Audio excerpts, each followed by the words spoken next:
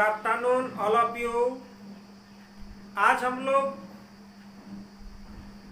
Research methods in psychology यानी कि paper 6 से बात करेंगे। पिछले क्लास में क्या क्या आप लोग पढ़ चुके हैं, जरा रिवीजन करिए।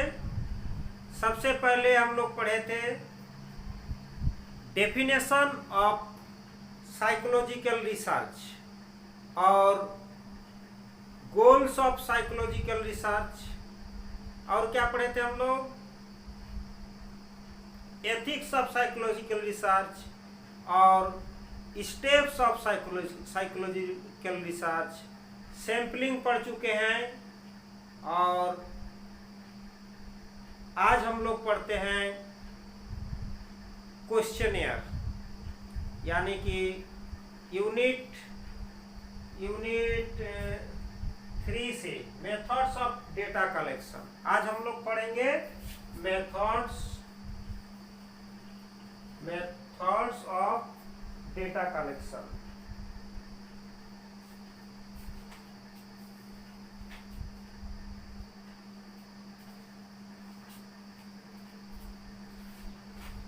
Methods of data collection.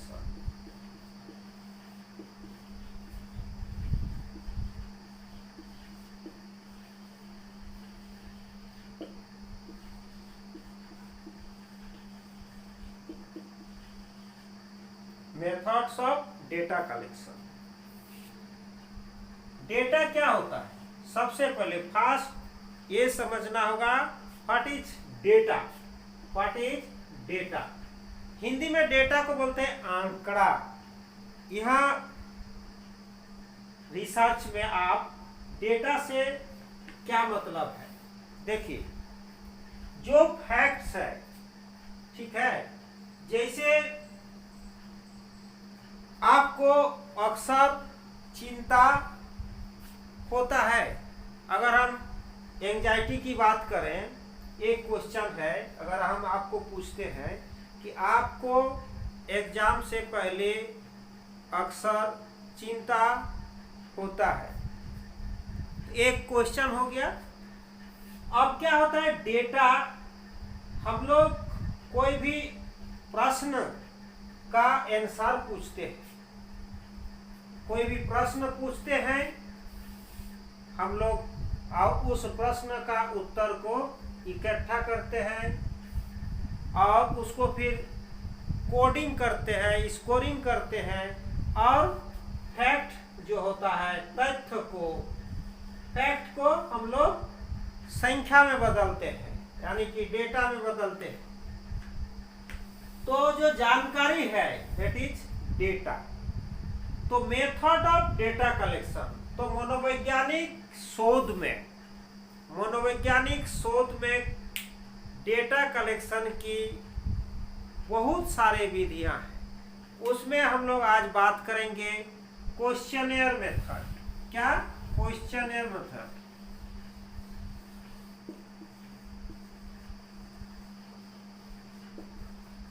Questionnaire method,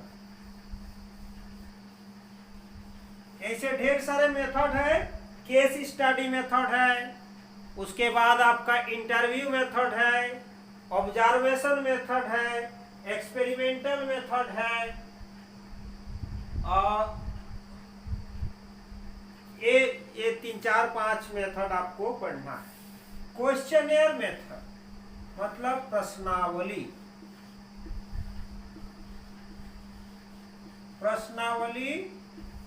विधि।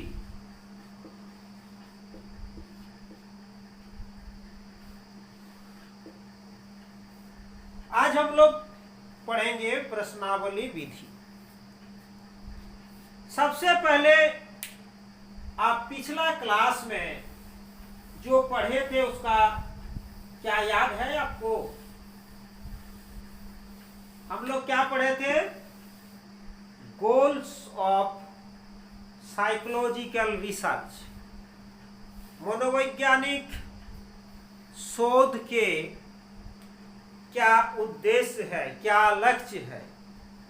तो एकदम गिना गिना 4 लक्ष्य आपको कोड करके हमने बताया था। क्या है? सबसे पहला है डिस्क्रिप्शन। सबसे पहला क्या है? डिस्क्रिप्शन। गोल्स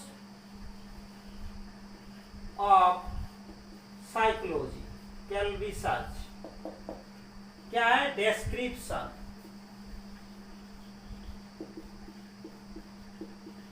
यानी कि विवरण। दूसरा क्या था? दूसरा था एक्सप्लेनेशन। नेक्स्ट था प्रेडिक्शन और फिर नेक्स्ट था कंट्रोल। जल्दी जल्दी आपको थोड़ा सा रिवीजन करा देता हूं। डिस्क्रिप्शन में क्या है? व्हाट, क्या क्या चीज है। मान लो कोई स्कूल का बच्चा ऑड बिहेवियर करा, तो क्या बिहेवियर कर रहा उसका विवरण हम लोग देते हैं। सबसे विवरण प्रस्तुत करते हैं, यानी क्या कर रहा। एक्सप्लेनेशन, क्यों कर रहा, why, that is what. What का खोज करता है, वाई का खोज करता है, क्या हो रहा है, क्यों हो रहा है। फिर प्रेडिक्शन, कब कब हो रहा है, यानी कि कब होगा, और उसको कैसे कंट्रोल किया जाएगा। ये था goals of psychological research. Very simply. Next हम लोग बात किए थे ethics of psychological research. Research करने के लिए एक आचार संहिता, कुछ नियम कानून कायदे बने हुए हैं। वो क्या है? सबसे पहले सबसे पहला है कि वेलफेयर, हमारा protection and welfare of the participants. हमारे जो पार्टिसिपेंट्स हैं, नंबर में protection and welfare of participants. जो भी हमारा प्रतिभागी है, अभी जो हम डेटा किससे लेंगे? प्रतिभागियों से लेंगे। तो वो जो प्रतिभागी हैं शोध के, उस शोध के प्रतिभागी का रक्षा करना है, हित का रक्षा करना है, और उसका कल्याण का भी रक्षा करना, कल्याण के बारे में सोचना है। तो हमें जिससे हम डेटा लेंगे उनका भलाई को ध्यान में रखना है, और ऐसा करना है कि उनका कोई क्षति नहीं हो। ताकि दूसरा नंबर क्या है? दूसरा नंबर है कि विथड्रॉल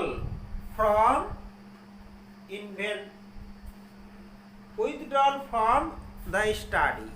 आप कोई भी शोध कर रहे हैं, उसमें जो प्रतिभागी हैं वो स्वतंत्र हैं कि वो कभी भी उस शोध कार्य से अपने आप को अलग कर सकते हैं। तीसरा है प्लागेरिज्म।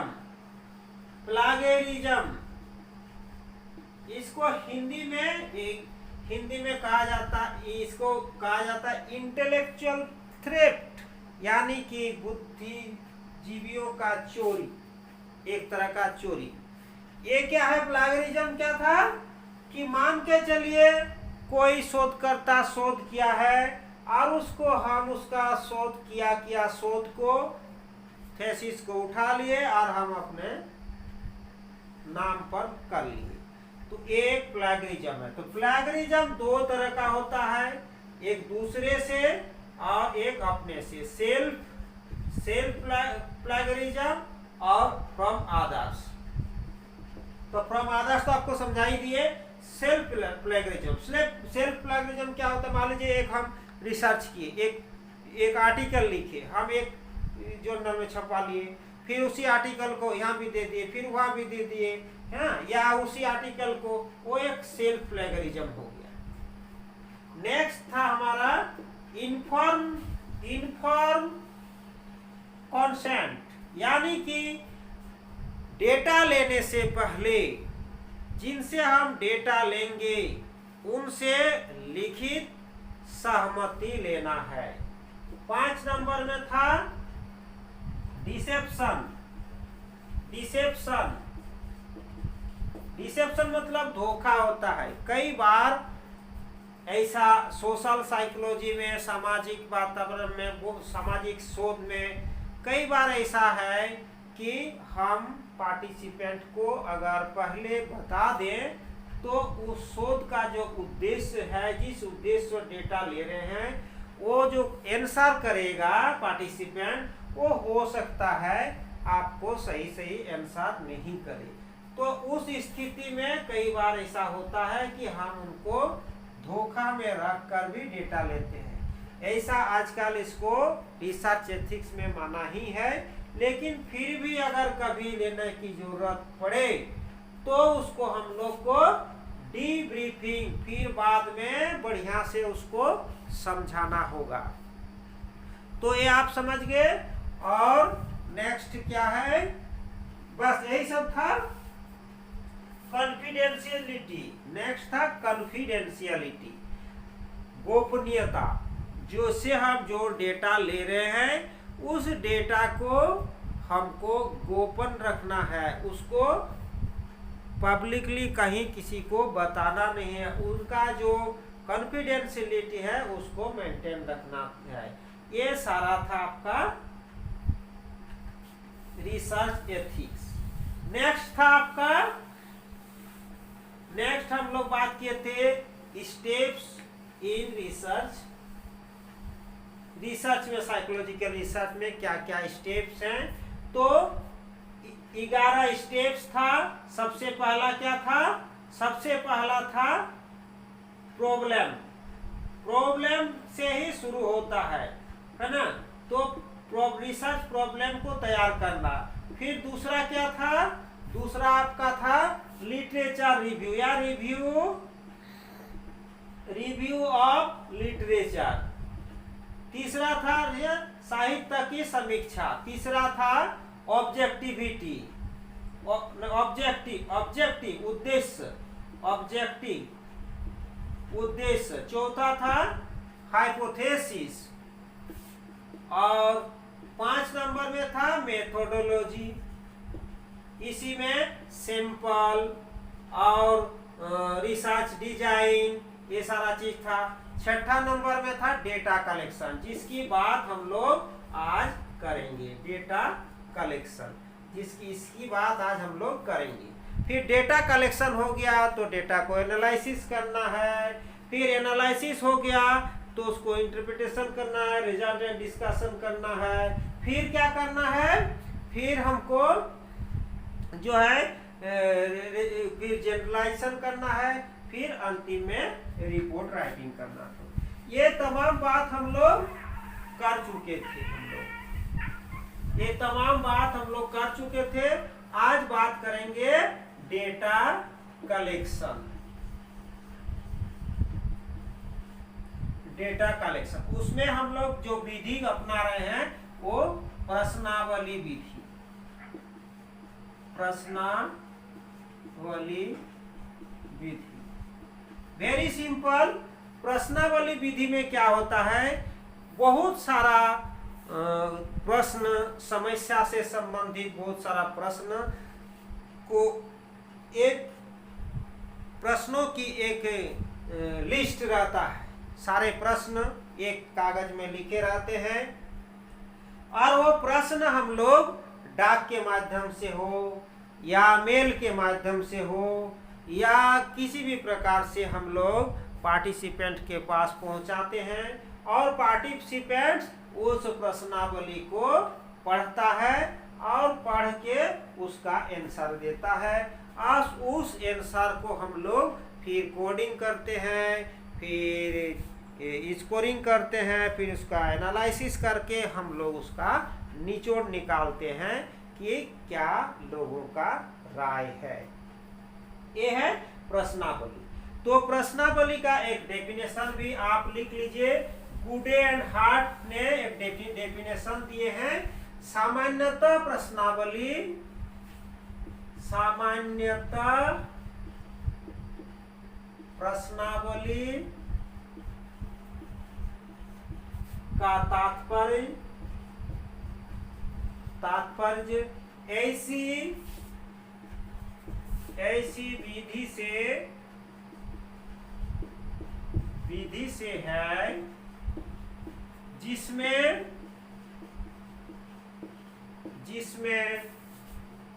प्रश्नों के उत्तर प्राप्त करने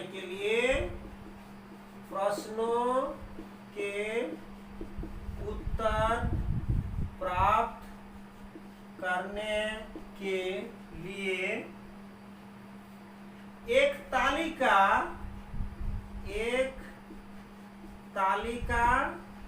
का व्यवहार किया जाता है।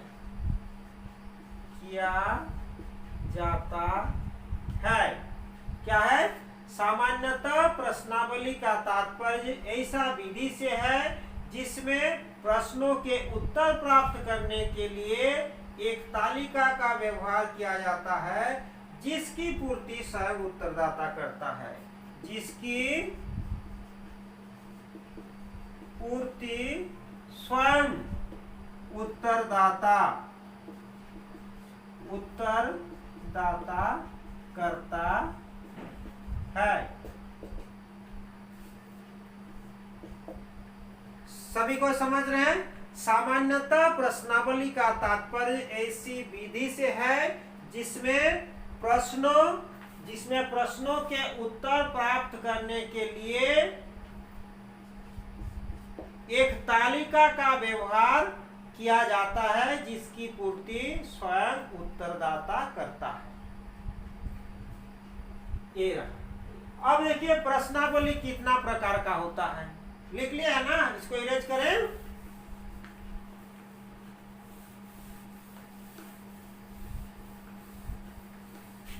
देखिए अब प्रश्नावली कितने प्रकार का होता है। जनरली पहला है क्लोज्ड क्वेश्चनर, ओपन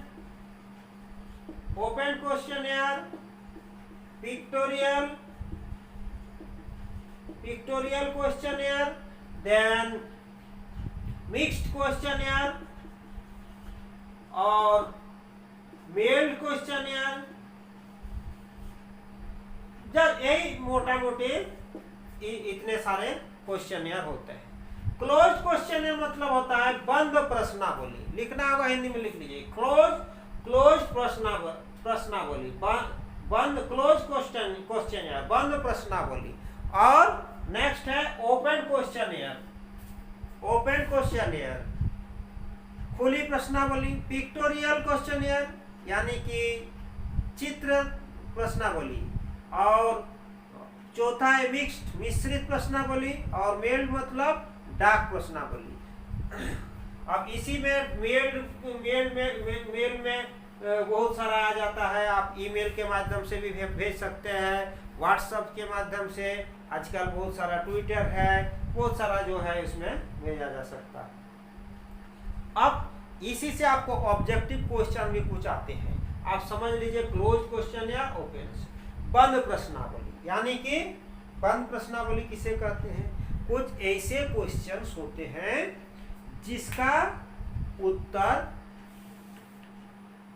उत्तरदाता स्वयं अपना मन से नहीं दे सकते हैं, यानी कि उसमें ऑब्जेक्टिव टाइप क्वेश्चन रहेगा। क्लोज्ड क्वेश्चनर में यानी कि बंद प्रश्नावली में आपको ऑप्शन रहेगा। ठीक है, आप दो तीन ऑप्शन रहेगा। आप उसी ऑप्शन में ही आप अपना आंसर दे सकते हैं। 2, 3, 4, 5 भी रह सकता है। आप उसका आंसर उसी ढंग से दे सकते हैं। जैसे एक उदाहरण हम देते हैं।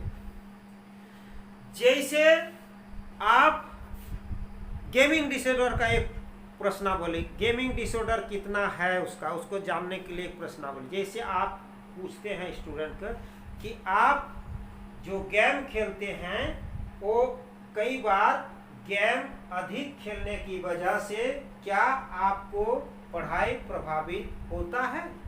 उसमें दो ऑप्शन रखा है, यस और नो। तो उसमें हो सकता है यस में भी दे सकते हैं, नो भी दे सकते हैं। कई बार प्रश्न ऐसा हो सकता है कि थोड़ा थोड़ा होता है, अधिक होता है, नहीं होता है, जैसे आपका लिकट स्केल में रहता है।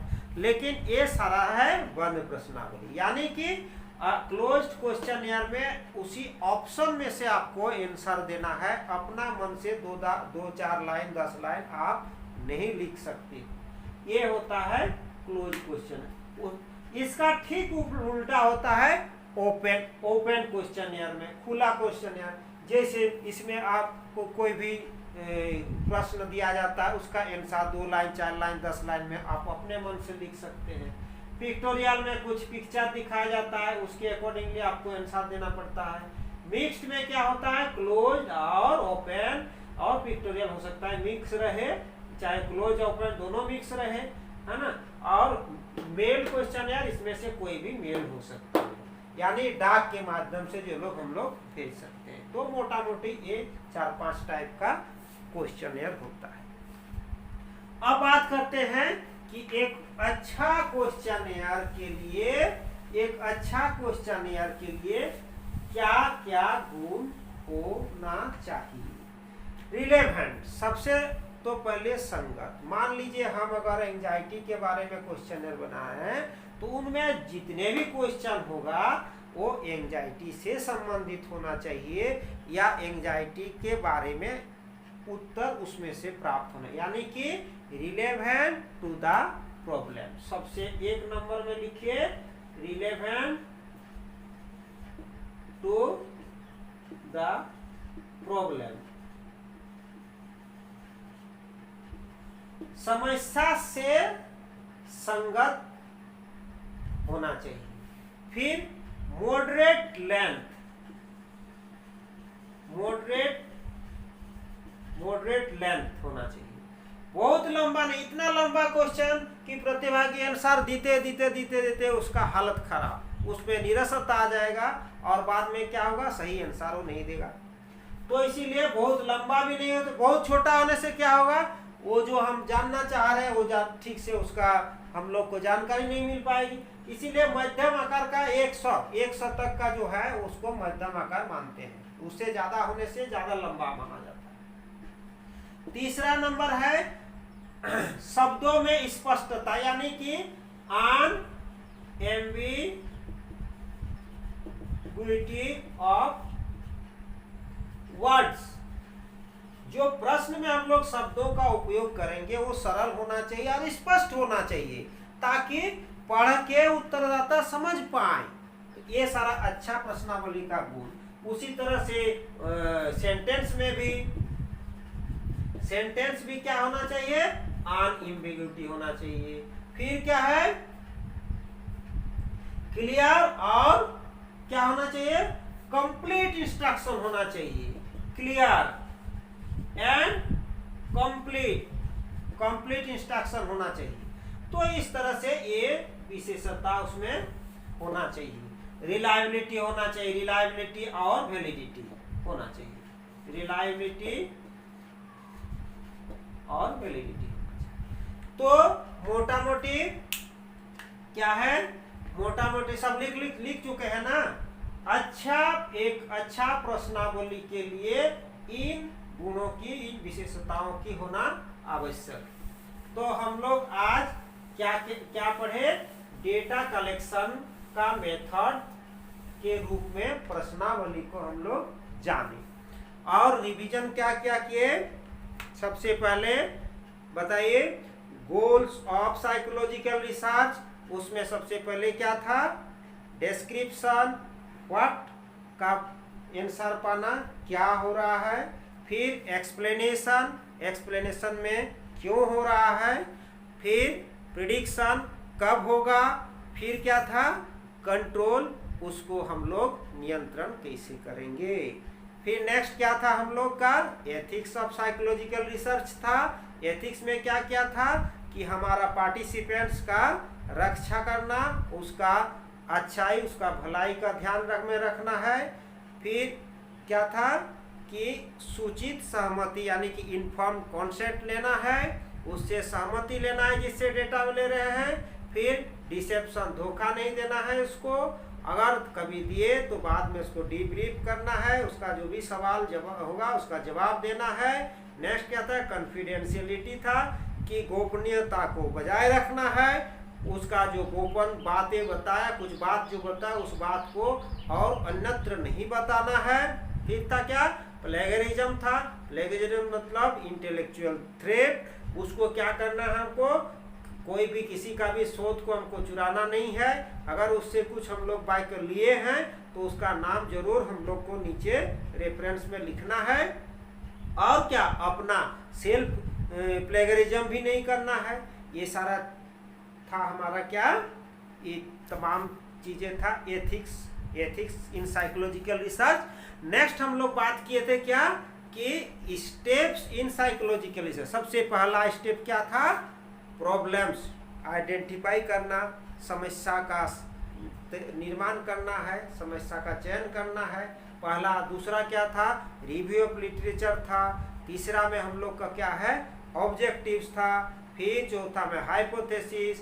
पांचवा स्टेज में क्या था, मेथोडोलॉजी। मेथोडोलॉजी में आपको सैंपल, फिर सैंपल डिजाइन, रिसर्च डिजाइन था। फिर छठा में क्या था, डेटा कलेक्शन था, जो कि आज हम लोग का टॉपिक था।